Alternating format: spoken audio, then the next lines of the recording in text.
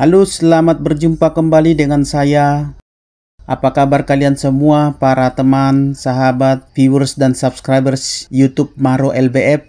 Pada kesempatan ini kita akan membahas mengenai bagaimana cara menghadapi debt collector apabila debt collector datang ke rumah Anda. Siapakah yang seharusnya lebih takut? Apakah debt collector yang harusnya lebih takut kepada Anda, ataukah Andanya yang harusnya lebih takut kepada debt collectornya? Ketika Anda mendengar kata penagih hutang atau debt collector, apa yang Anda bayangkan atau apa yang terlintas di pikiran Anda? Gambaran seorang pria yang bertampang sangar, yang emosional, dan berbicara kasar.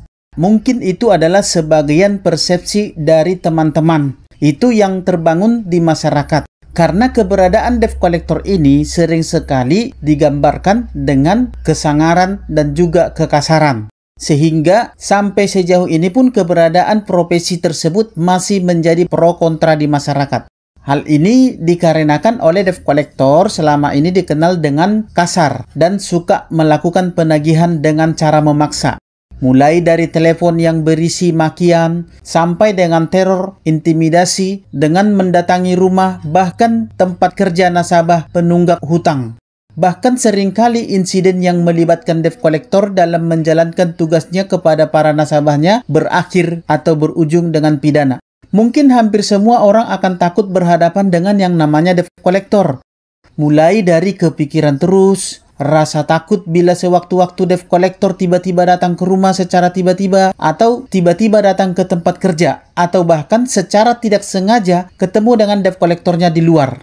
Banyak orang yang sampai stres karena ketakutan menghadapi debt collector. Bahkan saking takutnya dan saking stresnya karena hal ini, sering sekali nasabah yang menunggak sembunyi-sembunyi. Bahkan sampai ada pula yang pernah saya tahu mereka ini sampai mengungsi berhari-hari. Bahkan mereka sampai pindah rumah untuk sementara. Mungkin untuk seminggu, 2 minggu, bahkan ada yang sampai berbulan. Karena ada nasabah saya dulu yang seperti itu. Bahkan ada nasabah yang saking stresnya memikirkan akan kedatangan debt collector, dia jadi marah-marah nggak karuan. Yang menjadi sasarannya adalah teman, anak, bahkan istri, atau suami, atau orang-orang terdekat menjadi pelampiasan emosi dari ketakutan-ketakutan yang ditimbulkan karena tekanan tadi. Nah, ketakutan yang berlebihan ini bisa menimbulkan masalah baru.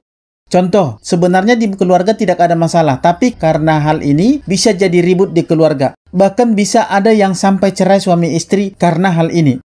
Sebelum debt collector menelpon, sebelum debt collector datang, sering sekali nasabahnya sudah kepikiran berlebihan terlebih dahulu. Memikirkan bagaimana nanti kalau seperti ini, bagaimana nanti kalau seperti itu, bagaimana nanti kalau dia datang, bagaimana nanti kalau dia ngamuk-ngamuk, apa yang harus saya lakukan, bagaimana nanti kalau dia marah, bagaimana nanti kalau saya dan ini dan itu segala macam. Pokoknya banyaklah pemikiran-pemikiran yang negatif yang muncul di dalam pikiran Anda.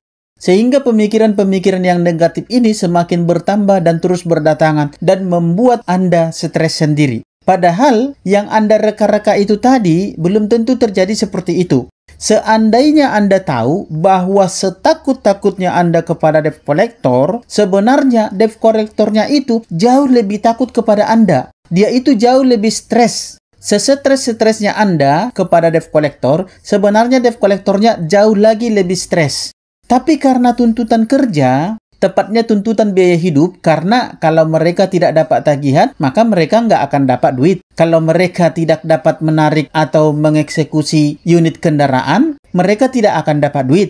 Jadi mau tidak mau, mereka harus memberanikan diri. Pokoknya pura-pura beranilah, pura-pura garang. Padahal sebenarnya mereka itu sangat ketakutan dan tertekan. Kenapa saya bilang begitu? Sebenarnya debt collector ini sangat ketakutan. Kenapa saya bilang begitu? Karena yang pertama, pekerjaan sebagai debt collector itu sangat berisiko. Risikonya benar-benar tinggi. Banyak debt collector yang kena pelampiasan, yang kena emosi, yang kena keroyok. Bahkan seperti beberapa hari yang lalu kejadian di Riau, di mana para debt collector berusaha untuk menarik sebuah kendaraan, dan akhirnya para debt collector ini masuk ke penjara karena dilaporkan. Jadi banyak dari debt collector ini yang menjadi korban amuk massa, korban dari nasabahnya, korban dari aparat, bahkan mereka ini harus menanggung hukuman akibat dari para pekerjaan mereka ini. sangat banyak masalah yang ditimbulkan, mulai dari maki-maki sampai kena hajar. Ada juga yang sampai kena amuk massa.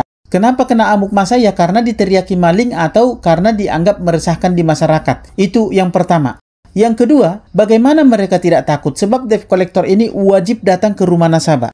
Kalau kita datang ke rumah orang lain, ke rumah seseorang, itu artinya kita berada dalam wilayah kekuasaan orang tersebut. Kenapa? Karena itu rumah dia. Di situ wilayah kekuasaan dia. Hak hukum tentu berpihak ke yang punya rumah.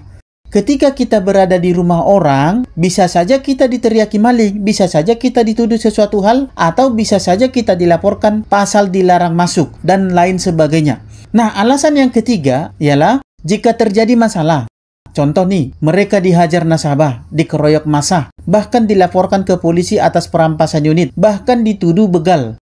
Perusahaan leasing atau pembiayaan yang menyewa mereka itu tadi, yang menyuruh mereka itu tadi, mereka itu akan lepas tangan. Mereka tidak akan mau bertanggung jawab. Mereka tidak akan mau membantu. Bahkan mereka cenderung itu cuci tangan. Kenapa?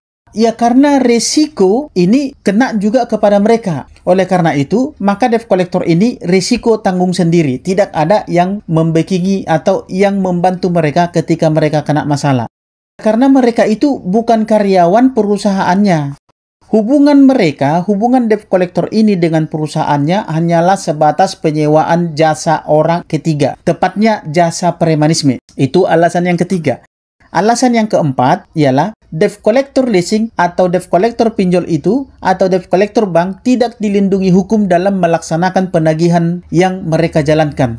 Tidak ada hukum yang mengatur tentang itu. Mereka tidak ada hak secara hukum untuk melakukan penagihan apalagi penarikan unit. Ketika ada yang melaporkan atau menuntut mereka, mereka bisa kena pasal perampasan, bisa kena pasal perbuatan tidak menyenangkan, bahkan pasal penggelapan mereka bisa kena. Itulah sebabnya kenapa perusahaan leasing atau pinjolnya tadi yang menyewa mereka tidak mau bertanggung jawab apabila ada masalah. Karena kalau perusahaan membela, perusahaannya membantu atau melindungi para debt collector ini, maka perusahaannya sendiri juga bisa kena tegur, bisa kena masalah dari pihak terkait. Bahkan perusahaannya bisa kena sanksi hukum. Bahkan lebih jauh lagi, izin kegiatan usaha mereka pun bisa terancam dicabut oleh pihak terkait seperti OJK, AFVI, dan lain sebagainya. Sebab memakai jasa premanisme dalam melakukan kegiatan usaha itu, terlebih dalam melakukan penagihan hutang piutang yang merupakan kegiatan penagihan yang sebenarnya tidak seharusnya boleh terjadi. Hal yang meresahkan, ini menjadi hal yang meresahkan di masyarakat dan hal itu adalah hal yang ilegal. Bahkan bisa dianggap pelanggaran terhadap hukum yang berlaku di Indonesia. Yang berhak melakukan penagihan hanyalah karyawan resmi perusahaannya, karyawan yang bertugas di bidang itu. Dan tentu saja prosedur kerjanya atau SOP-nya itu harus sesuai dengan hukum yang berlaku di Indonesia. Kemudian apabila unit atau barang jaminan harus disita karena tidak bayar dan sebagai macam alasannya, maka harus ada surat putusan dari pengadilan. Tanpa surat putusan dari pengadilan, tidak ada yang berhak untuk mengeksekusi barang jaminan atau fidusia tersebut. Coba Anda pikirkan, bukankah dengan demikian pekerjaan debt collector itu sangat berisiko, sangat menakutkan bagi para debt collectornya sendiri? Mereka bukan karyawan perusahaan. Mereka harus datang ke rumah nasabah. Mereka beresiko kena maki-maki dan dihajar bahkan diteriaki maling. Bahkan pekerjaan mereka ini tidak dilindungi oleh undang-undang. Nah, sekarang coba Anda pikirkan. Yang seharusnya lebih takut siapa? Siapa yang seharusnya lebih takut? Yang lebih beresiko itu siapa? Yang berada di posisi yang lemah siapa? Jadi inilah alasannya kenapa saya katakan jangan pernah takut untuk menghadapi yang namanya debt collector. Karena mereka itu sebenarnya jauh lebih takut kepada Anda daripada Anda takut kepada mereka. Ketakutan mereka itu melebihi ketakutan Anda kepada mereka. Lagian rata-rata debt collector itu sebenarnya penakut kok. Kenapa mereka itu saya katakan penakut? Buktinya mereka kalau datang pasti mereka itu tidak pernah sendiri. Minimal lah mereka berdua, bertiga, atau berempat. Bahkan ada yang bawa-bawa polisi seperti kejadian 2 hari yang lalu di Pekanbaru di depan polsek. Dan kepala polisinya kena copot. Dan mereka kena bui semuanya. 7 tahun penjara. Bayangkan. Jadi bagaimana? Mereka takut enggak? Ya pasti takut dong. Ketakutan mereka itu Itu sangat terlihat sekali ketika mereka melakukan penagihan, mereka datang tidak berani hanya satu orang, bertiga bahkan berempat. Dan bahkan mereka itu akan kelihatan takut untuk menjumpai Anda, untuk berbicara dengan Anda, apalagi untuk masuk ke rumah Anda. Dari sini saja sudah kelihatan mereka itu sebenarnya takut kepada Anda. Terus kalau begitu, kenapa Anda harus takut? Kenapa Anda harus gentar? Kenapa Anda harus stres untuk menghadapi para debt collector ini? Debt collectornya yang takut kepada Anda. Nah, ini bagaimana ceritanya ini? Anda takut kepada debt collectornya takut kepada Anda. Kenapa Anda harus takut kepada para penakut? Kenapa Anda takut kepada para pengecut? Seharusnya Anda lebih tenang, lebih berani, dan lebih percaya diri. Karena yang Anda hadapi adalah orang-orang penakut yang berada di posisi yang lemah secara identitas tugas, lemah secara hukum, bahkan mereka berada di posisi yang sangat berisiko. Jadi, kesimpulannya adalah, debt collector itu jauh lebih takut kepada Anda daripada Anda takut kepada mereka. Jadi, oleh karena itu, Anda jangan pernah takut menghadapi yang namanya debt collector. Kalau debt collectornya mau datang, ya silakan datang. Hadapi dengan tenang.